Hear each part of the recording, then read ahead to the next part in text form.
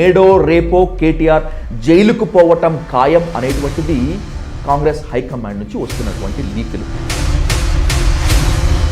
ఒకవేళ జైలుకు వెళ్తే తర్వాతి పరిణామాలు ఏ విధంగా ఉంటాయి? సార్, కేటీఆర్ రేపో ఎల్లుండో అరెస్ట్ అవుతారు అనేటువంటిది విపరీతంగా హైప్ పెంచేస్తుంది. మీరు ఏసీబీలో చాలా కీలకమైన పొజిషన్లో పనిచేశారు. How you watch this case sir? మంత్రిగా కేటీఆర్ పనిచేశాడు కాబట్టి మంత్రి మీద కేసు పెట్టాలంటే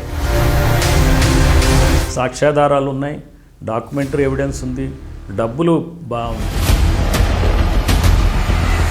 కేటీఆర్ ఈ కేసులో హైకోర్టుకు వెళ్ళి క్వాష్ పిటిషన్ కోసం, తర్వాత సుప్రీంకోర్టుకు వెళ్ళటం కోసం దీని ద్వారా ఓవర్ యాక్షన్ చేశాడు అనేటువంటిది కాంగ్రెస్ క్యాడర్ వాదన. ఇందులో ఏముంది చిత్రమైన విషయం? మీడియా ముందు చెప్పిన దాన్ని ఏసీబీ అధికారుల ముందే చెప్పొచ్చు కదా. ఈ ఎవరు పట్టుకోకపోతే ఈ దొర అయిపోయే విధంగా it is not rule of law, it is rulers law. నేను చెప్పిందే కరెక్ట్, నాకు తెలుసు, నువ్వు చెయ్యి.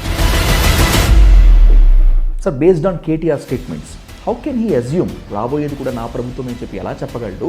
అలా ప్రజా ధనాన్ని ఏ విధంగా అట్లా పంపించగలరు? పైకి చెప్పిన కారణాలు వేరు, లోపల జరిగేది వేరు. అందుకే దీనికి సమగ్రమైన దర్యాప్తులు అవసరం. ఈ కేటీఆర్ కేసులో ముందు ఏసీబీ ఎఫ్ఐఆర్ నమోదు చేసింది కాబట్టే ఈడీ ఎంటర్ అయింది సార్. బేసికల్గా ఎప్పుడైనా ఒక క్రిమినల్ కేసు ఉన్నప్పుడు, ఒక ఎంక్వైరీ నడుస్తున్నప్పుడు వాళ్ళకి ఈజీ అవుతుంది. ఇటు టర్న్ తీసుకుంటుంది సార్ ఈ కేసు, లేకపోతే 2-3 రోజుల హడావిడితోనే అయిపోతుందా? ప్రభుత్వానికైతే తప్పదు, వాళ్ళు ప్రూవ్ చేసుకోవాల్సిన బాధ్యత ఉంది కాబట్టి.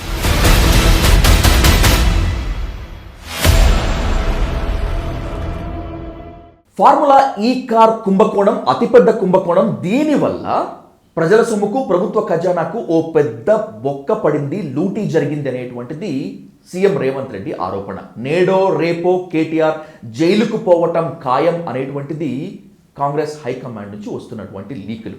మీడియా కూడా కేటీఆర్ అరెస్టు చుట్టూనే తిరుగుతున్నటువంటి నేపథ్యంలో కేటీఆర్ లొట్టపీస్ కేసుగా కొట్టేసినటువంటి ఈ కేసుతో కేటీఆర్ జైలుకు వెళ్తాడా? ఒకవేళ జైలుకు వెళ్తే తర్వాతి పరిణామాలు ఏ విధంగా ఉంటాయి? ఓవైపు ఏసీబీ, మరోవైపు ఎన్ఫోర్స్మెంట్ డైరెక్టరేట్, ఈ రెండు రంగంలోకి దిగి కేసును దర్యాప్తు చేసినటువంటి ఈ నేపథ్యంలో అసలు పరిణామాలు ఏ విధంగా ఉంటాయనేటువంటి దానిపై ఇన్ డీటెయిల్గా, ఇన్ డెప్త్గా డిస్కస్ చేద్దాం. Let's invite ex IPS retired DGP Purnachandra Rao గారు on to the dial news hot seat with Vijay Sadhu. Sir నమస్తే. నమస్కారం. Welcome to dial news sir. Thank you. Sir, KTR రేపో ఎల్లుండో అరెస్ట్ అవుతారు అనేటువంటిది విపరీతంగా హైప్ పెంచేస్తుంది. అసలు ఏసీబీకి అరెస్ట్ చేసే అధికారం ఉందా? కేసు ఫైల్ చేసే అధికారం ఉందా? అలాంటప్పుడు ఈడీ ఎందుకు దిగింది అనేటువంటిది మరొక అనుమానాలు. సార్, అనుమానాలు ఏ విధంగానే ఉండొచ్చు. మీరు ఏసీబీలో చాలా కీలకమైన పొజిషన్లో పనిచేశారు. How you watch this case sir? ఈ కేసులో ప్రభుత్వంలో ఉన్నటువంటి అధికారులు, చీఫ్ సెక్రటరీ స్థాయిలో దీన్ని పరిశీలించి గవర్నర్ గారికి ఒక రిపోర్ట్ పంపించారు. ఇప్పుడు ప్రివెన్షన్ ఆఫ్ కరప్షన్ యాక్ట్లో ఒక కొత్త ప్రొవిజన్ ఏమొచ్చిందంటే, బీజేపీ గవర్నమెంట్ వచ్చినాక 17A సెక్షన్ ఒకటి పెట్టారు.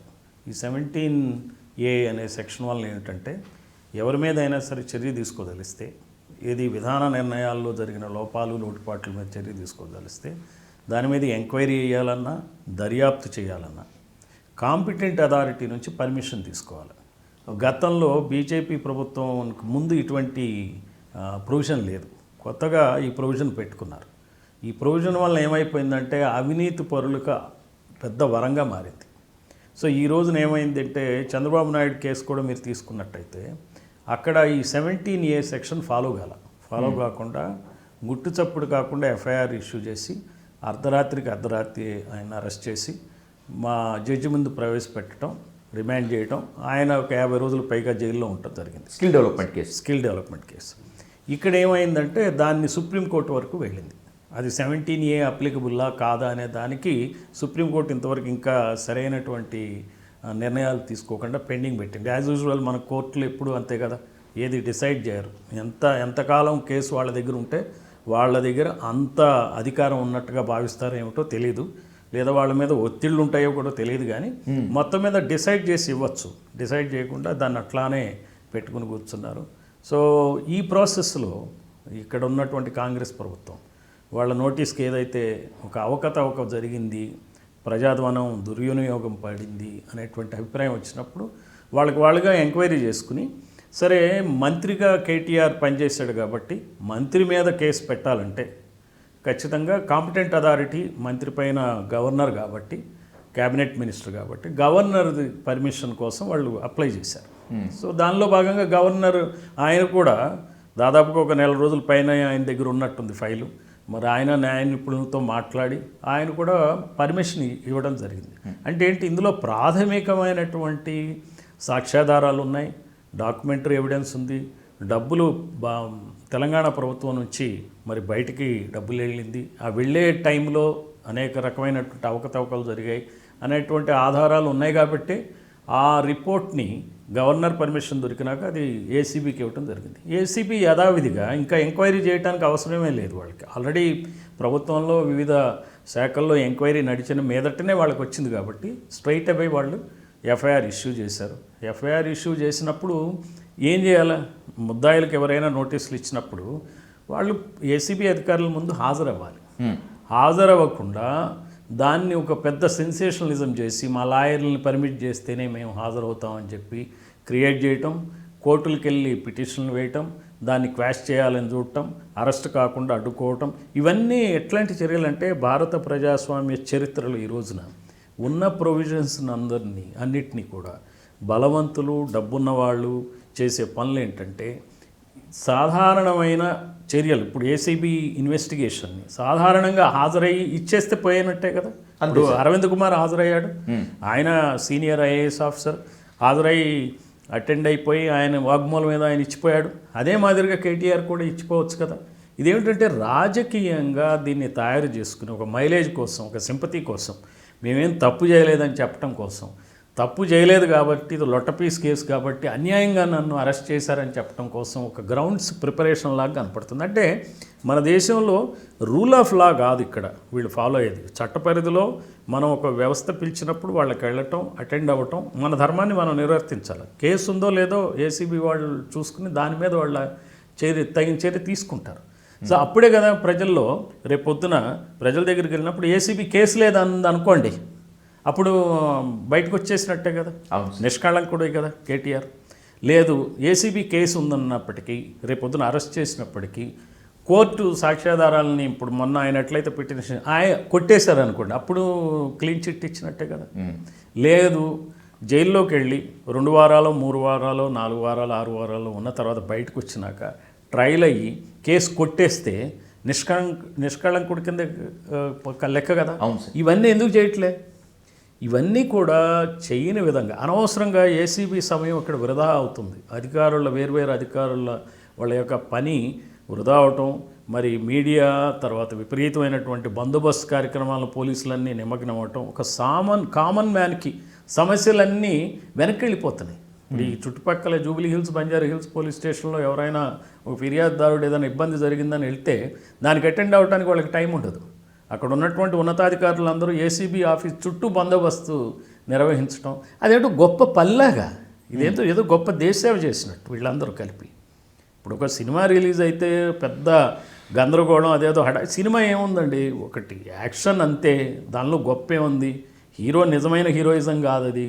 అట్లనే ప్రతి వాళ్ళు ఈ ప్రచారం చేసుకుంటూ తమ యొక్క గొప్పతనాన్ని ప్రజల్లో ప్రూవ్ చేసుకున్నట్టు నిజమైన హీరోలుగా ఉండటం కోసం, నిజమైన నాయకులుగా ఉన్నామని అనిపించుకోవడం చేసే కార్యక్రమాలు. దీనివల్ల వీళ్ళు పదవిలో ఉన్నప్పుడు అధికార దుర్వినియోగం చేస్తున్నారు, పదవి నుంచి బయటకు వచ్చినాక కూడా ఇది ఇంకొక రకమైన అధికార దుర్వినియోగం, అధికారుల యొక్క సమయాన్ని దుర్వినియోగపరుస్తున్నారు. సరే, యాజ్ యూ సెడ్ దట్ నువ్వు తప్పు చేయకపోతే ఏసీబీ అధికారుల ముందుకు వెళ్ళి నీ వాదన ఏంటో వినిపించుకోవచ్చు కదా.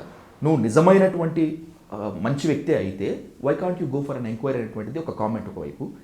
కేటీఆర్ ఈ కేసులో హైకోర్టుకు వెళ్ళి క్వాష్ పిటిషన్ కోసం, తర్వాత సుప్రీంకోర్టుకు వెళ్ళడం కోసం దీని ద్వారా ఓవర్ యాక్షన్ చేశాడు అనేటువంటిది కాంగ్రెస్ క్యాడర్ వాదన. అలాగే కొంతమంది మేధావులు, విద్యావంతుల వాదన కూడా ఇదే. Do you agree with them? ఇప్పుడు కేటీఆర్ ఆయన ఏం చెప్పాడు, కోర్టుల ముందు కానీ మీడియా ముందు కానీ ఇది వాస్తవమే, నేనే చెప్పా, జరిగింది, మా ప్రభుత్వం అధికారంలోకి వస్తుంది కాబట్టి మేము ఇమ్మని చెప్పాం, ఎలక్షన్ కోడ్ ఉన్నప్పటికీ మేమేమి దుర్వినియోగపరచలా, నష్టమేం జరగలా అనేదే కదండి చెప్పారు. అవును సార్. అదే ఏసీబీ అధికారుల ముందు చెప్తారు. ఇందులో ఏముంది చిత్రమైన విషయం? అంతే కదా. దాన్ని ఎందుకు వెనకాడటం? మీడియా ముందు చెప్పిన దాన్ని ఏసీబీ అధికారుల ముందే చెప్పొచ్చు కదా.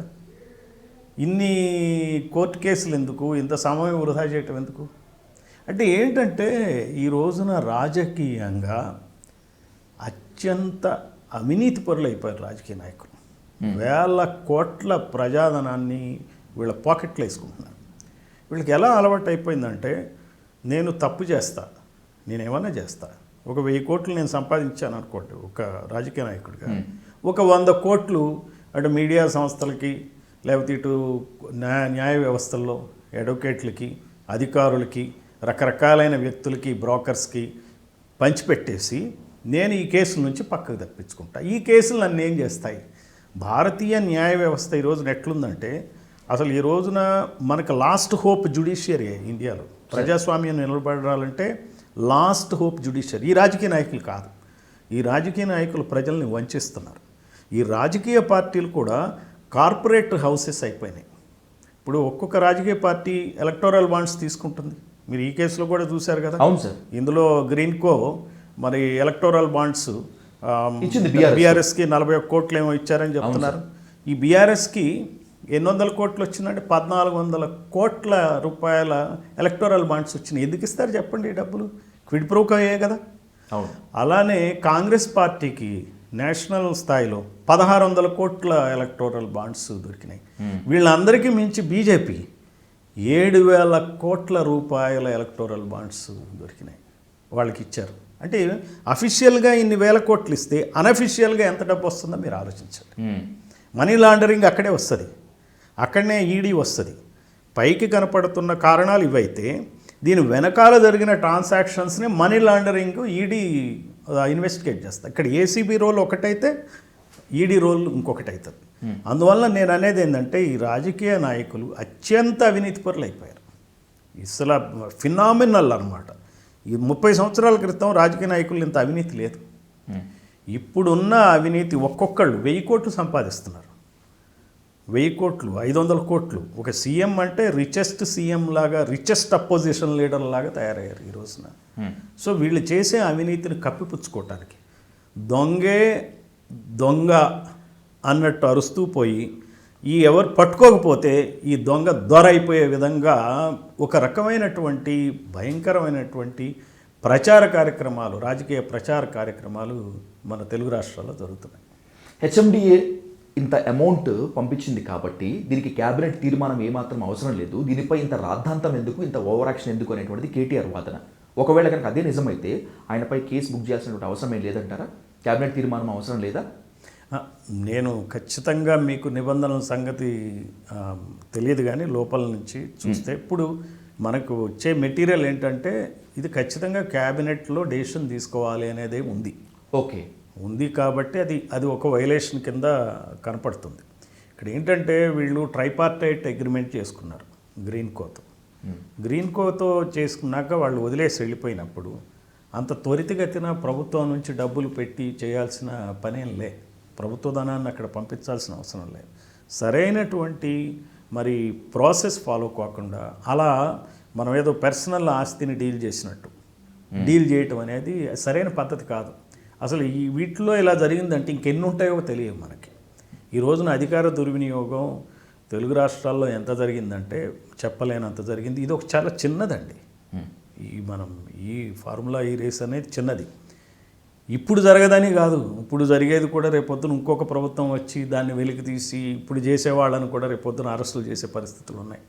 అంటే ప్రభుత్వంలో రాజకీయ నాయకులు ఈ రోజున చేస్తున్న పని ఏంటంటే, వాళ్ళు యథేచ్ఛగా వాళ్ళే ఎల్లకాలం వెళ్తారనేటువంటి అభిప్రాయంతో అసలు అధికారులు చెప్పిన రూల్స్ని పట్టించుకోకుండా వాళ్ళు చెప్పిందే రూల్ అనే ధోరణితో రూలర్స్ రూల్ అనమాట, rulers law. It is not rule of law, it is rulers law. నేను చెప్పిందే కరెక్ట్, నాకు తెలుసు, నువ్వు చెయ్యి.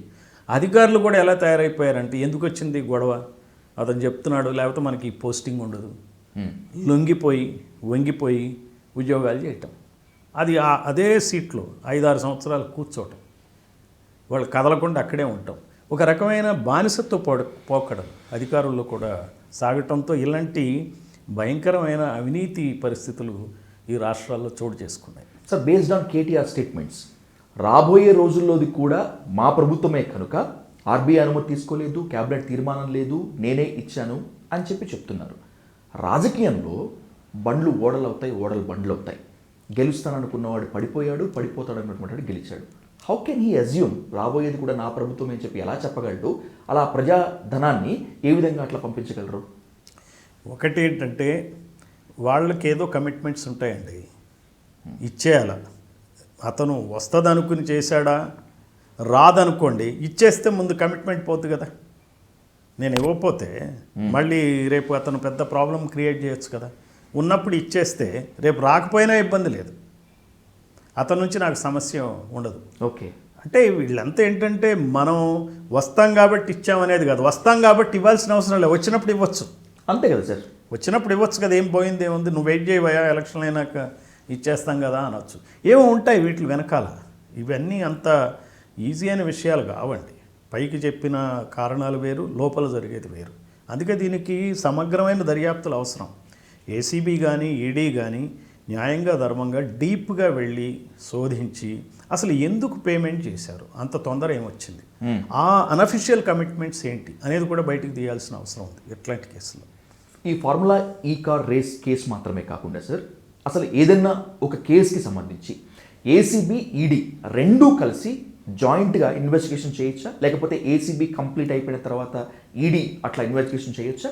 ఏది ఇబ్బంది ఏం లేదు, ప్యారలల్గా రెండు ఇన్వెస్టిగేషన్ సాగించవచ్చు. అంటే ఎవరి సమస్య వాళ్ళది అక్కడ. వాళ్ళేమో మనీ లాండరింగ్ చూస్తారు, వీళ్ళేమో అధికార దుర్వినియోగాన్ని సంగతి, లంచాలు తీసుకున్న సంగతి చూస్తారు. వాళ్ళు ఏంటంటే ఆ లంచం ఎట్లా వచ్చిందని చూస్తారు.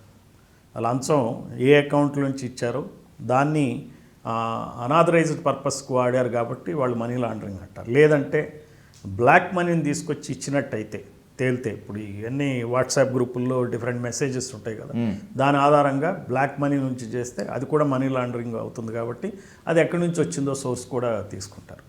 ఇంతవరకు ఏమైందంటే ఈ మనీ లాండరింగ్ యాక్ట్ రాకముందు మనం జనరల్గా ఇన్వెస్టిగేటింగ్ ఏజెన్సీస్ ఏంటంటే అవినీతి జరిగిందా లేదా అనేదే చూసేవాడు.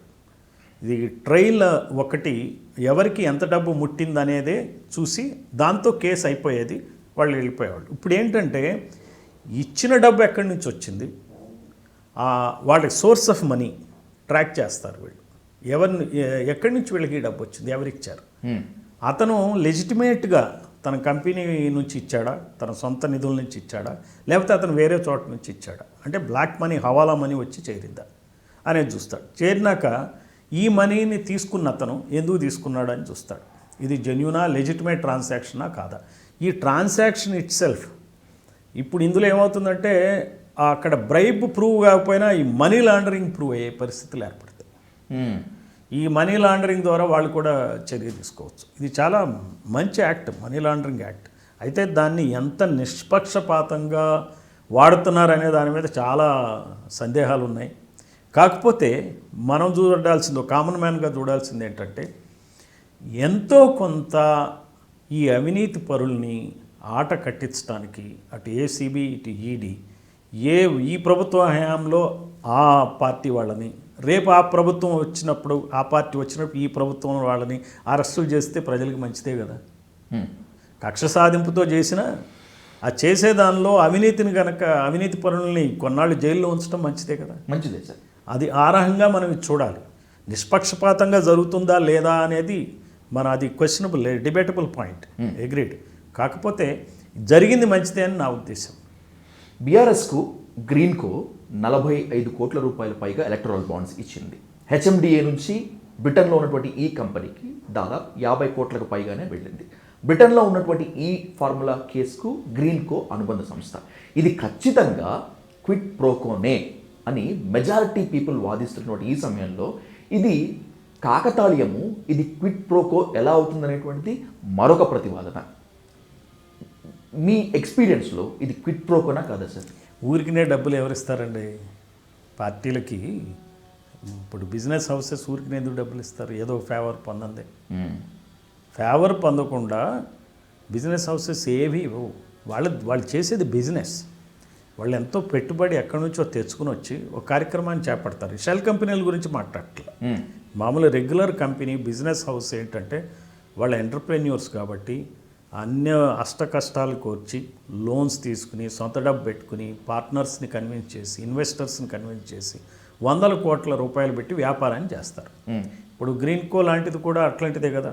వాళ్ళు గ్రీన్ ఎనర్జీ గురించే వాళ్ళు వివిధ రకాలైనటువంటి ప్రోగ్రామ్స్ చేస్తారు. ఈ చేసేటప్పుడు అందులో లాభాలు రావాల్సిన అవసరం లే, నష్టాలు వస్తాయి. ఫస్ట్ వాళ్ళు వెయిట్ చేస్తారు. వాళ్ళకి కూడా ఒక బ్రేక్ ఈవెన్ పాయింట్ కోసం చూస్తారు, పాలసీ చేంజ్ కోసం చూస్తారు.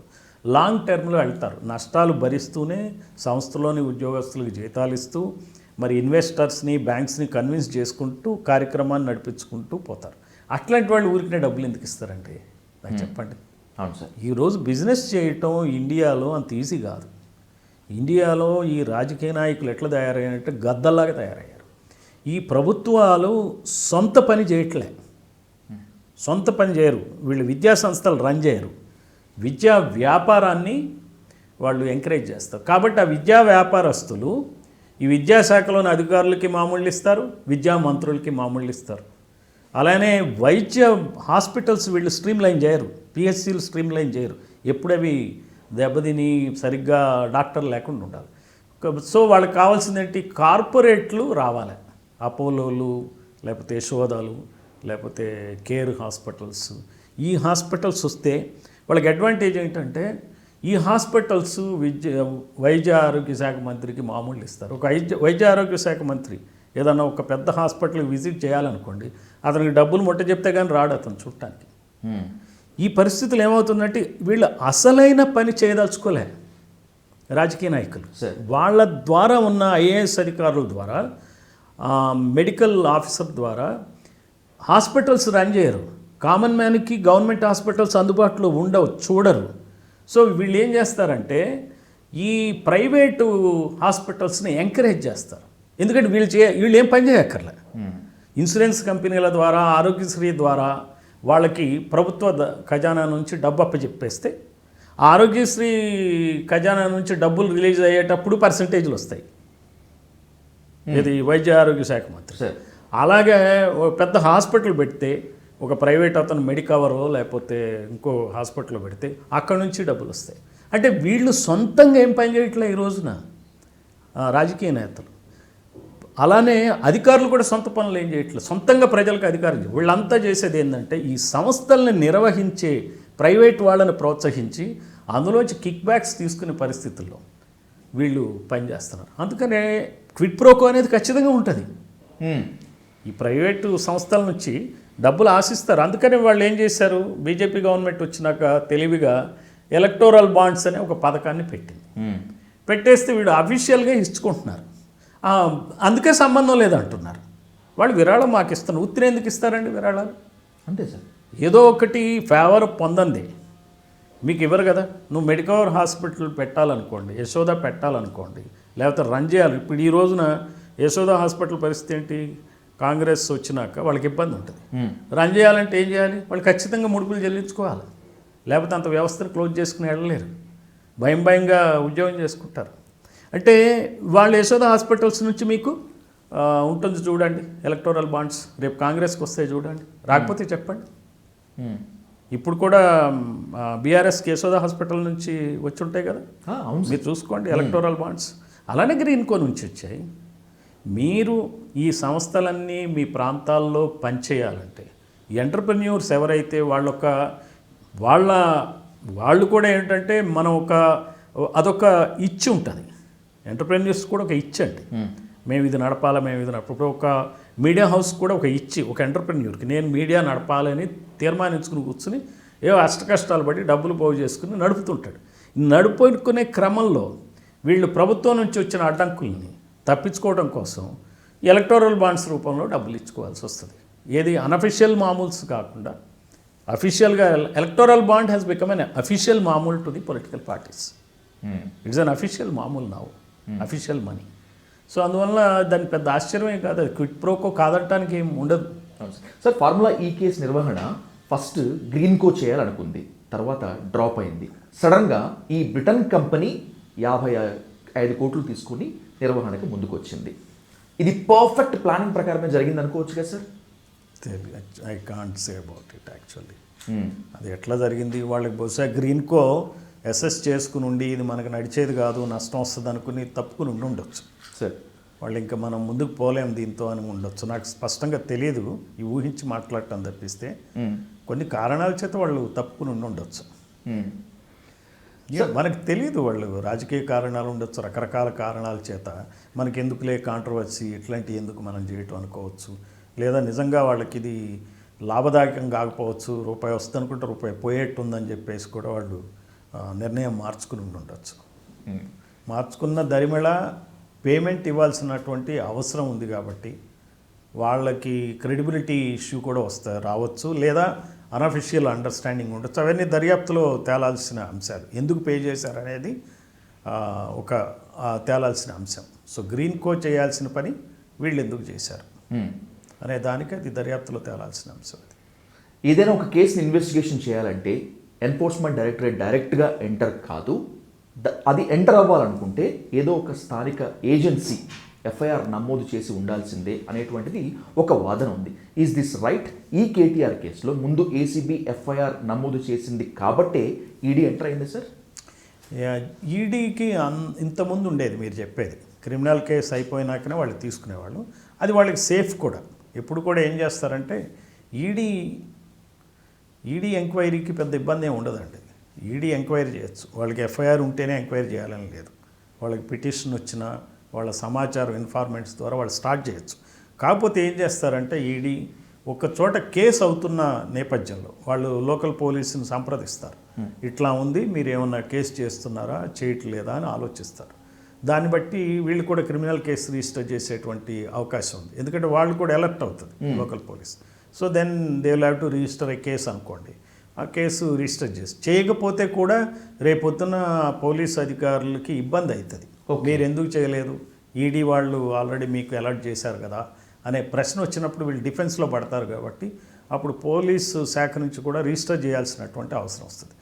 ఈడీ ఏంటంటే బేసికల్గా ఎప్పుడైనా ఒక క్రిమినల్ కేసు ఉన్నప్పుడు, ఒక ఎంక్వైరీ నడుస్తున్నప్పుడు వాళ్ళకి ఈజీ అవుతుంది ఫంక్షనింగ్. Okay sir. సొంతంగా చేయటం కన్నా దాన్ని లోకల్ పోలీస్ ఆధ్వర్యంలో క్రిమినల్ కేసుగా లోకల్ పోలీస్ చేపట్టకపోతే సిబిఐ ద్వారా చేసుకోవటం అనేది అవసరం. కాకపోతే క్రిమినల్ కేసు లేకపోతే వాళ్ళు యాక్షన్ తీసుకోవటానికి లేదు అనేది కరెక్ట్ కాదు.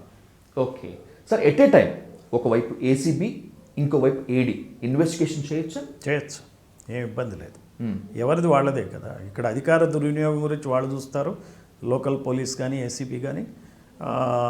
ఈడీ ఏం చేస్తుందంటే money laundering, source of money, trail of money, ఈ అవినీతి డబ్బు ఎక్కడి నుంచి వచ్చింది ఎక్కడికి పోయింది అనేది చూస్తారు. ఫర్ ఎగ్జాంపుల్ ఈ కేసులోనే కేటీఆర్ని ఏసీబీ అరెస్ట్ చేసింది అనుకుందాం సార్. రిలీజ్ చేస్తే మళ్ళీ ఈడీ అరెస్ట్ చేసే ఛాన్స్ ఉంటుందా? ఉండొచ్చు. వాళ్ళ కేసు వాళ్ళదే. ఈ సెక్షన్ల కింద ఆయన అరెస్ట్ అయ్యాడు అనుకోండి, ఏసీబీ పీసీ యాక్ట్ కింద, అక్కడ ఈడీ కింద కూడా అరెస్ట్ చేయొచ్చు, ఈడీ సెక్షన్ల కింద. అయితే ఈ మధ్యన ఏమవుతుందంటే ఈ అరెస్టులు అనేవి ఒక 10-15 సంవత్సరాల క్రితం అంత కంపల్సరీ కాదు.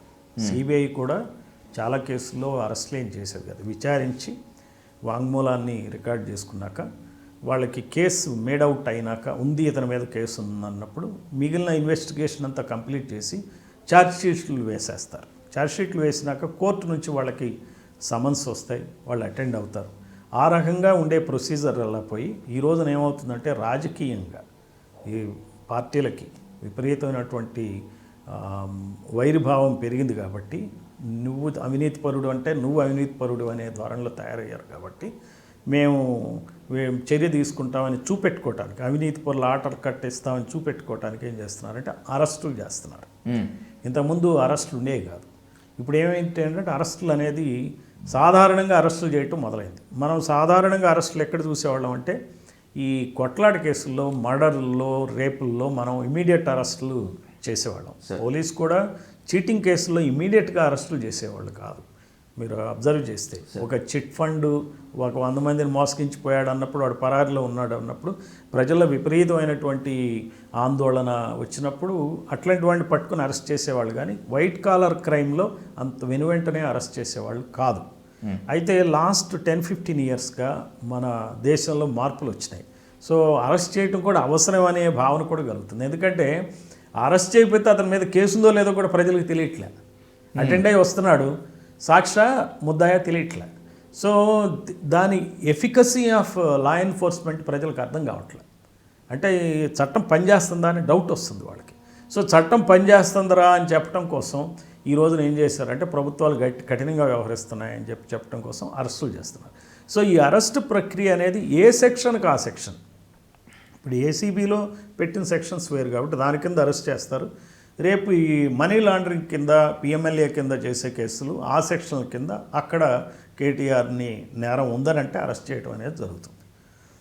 ఈ రెండు ప్రతిష్టాత్మక సంస్థలు ఒక కేసులో ఇన్వాల్వ్ అయ్యి జాయింట్ ఇన్వెస్టిగేషన్ చేస్తున్నప్పుడు ఇబ్బంది ఏం అనిపించదా సార్? అంటే ఈ ప్రొసీజర్ ఈడీకి, ఈడీ ప్రొసీజర్ ఏసీబీకి ప్లాన్ చేసుకుంటారు. జనరల్గా ఒక రకమైన కమ్యూనికేషన్ ఉంటుంది. వీళ్ళు సమన్లు ఇచ్చినప్పుడు వాళ్ళ సమన్లు ఉంటుంది మాట్లాడుకుంటే. ఒక్కోసారి ఏమవుతుందంటే కొన్ని రాష్ట్రాల్లో సెంట్రల్ ఏజెన్సీకి స్టేట్ ఏజెన్సీకి పడదు. అవును సార్. ఒకళ్ళ మీద ఒకళ్ళు సుపీరియారిటీ కాంప్లెక్స్ ఉంటుంది. సుపీరియారిటీ కాంప్లెక్స్ ఏమి ఉండదు, కానీ వ్యక్తిగతంగా అధికారులు ఎవరన్నా కొంచెం మీరు అన్నట్టు ఈగోయిస్టిక్గా ఉంటే ఉండొచ్చు. బై అండ్ లార్జ్ కోఆర్డినేషన్ బాగుంటుంది. అయితే ఇప్పుడు మన ఈడీ ఎవరి ఆధీనంలో ఉంది? సెంట్రల్ గవర్నమెంట్ బీజేపీ పార్టీ ఆధీనంలో. ఇక్కడ ఏసీబీ కాంగ్రెస్ పార్టీ ఆధీనంలో ఉంది. సో వాళ్లకున్న రాజకీయ వైరుధ్యాలు వీటి మీద ప్రతిబింబించే అవకాశం ఉండొచ్చు అన్నమాట. వీళ్ళు ఫిక్స్ చేయరేమోనని వాళ్ళు ఫిక్స్ చేయరేమోనని వీళ్ళు, లేదా వాళ్ళు వదిలేస్తారని వీళ్ళు వదిలేస్తారని వాళ్ళు, ఒక రకమైన అనుమానాలు వచ్చే అవకాశాలు ఉంటే ఉండొచ్చు. అప్పుడు నాన్ కోఆపరేషన్ మొదలవుతుంది.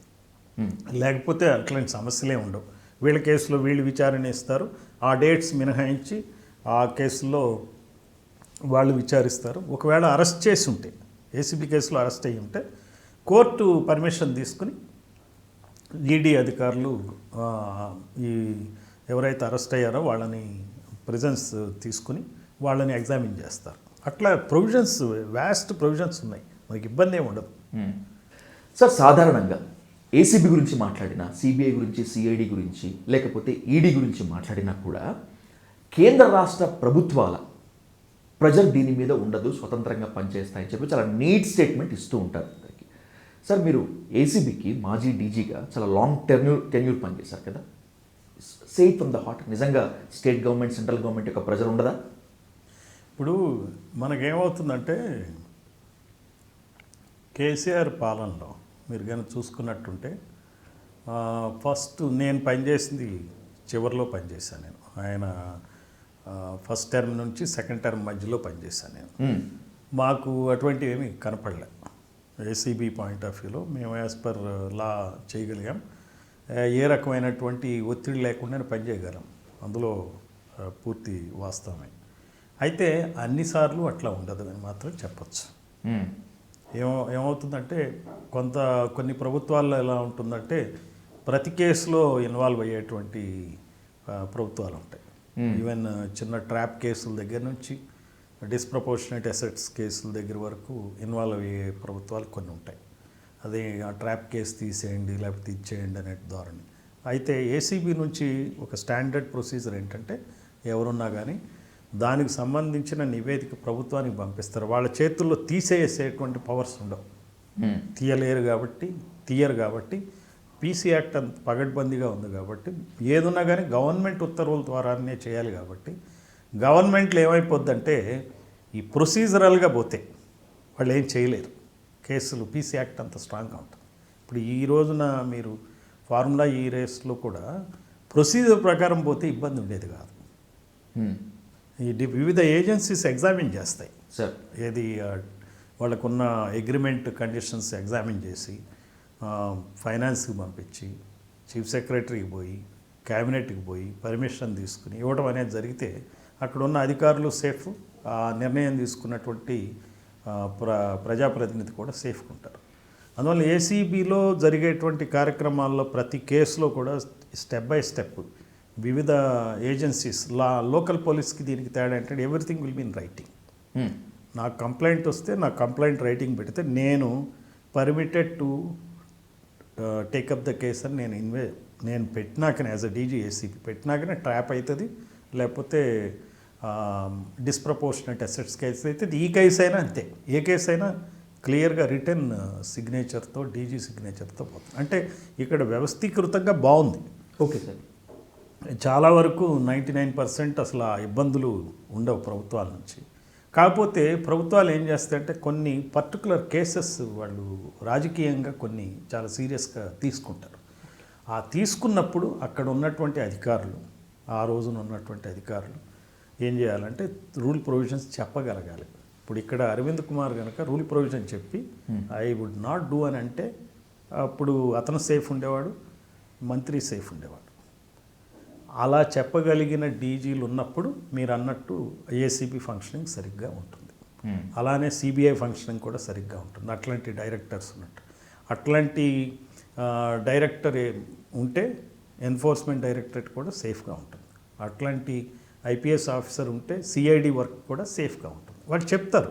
జనరల్గా చూసింది ఏంటంటే మేము అబ్జర్వ్ చేసింది రాజకీయ నాయకులకి క్లియర్గా ప్రొవిజన్స్ ఎక్స్ప్లెయిన్ చేయగలిగి మేము చేయలేమంటే ఇంతవరకు నేను చూసిన చాలామంది రాజకీయ నాయకులు ఒత్తిడేం బెటర్.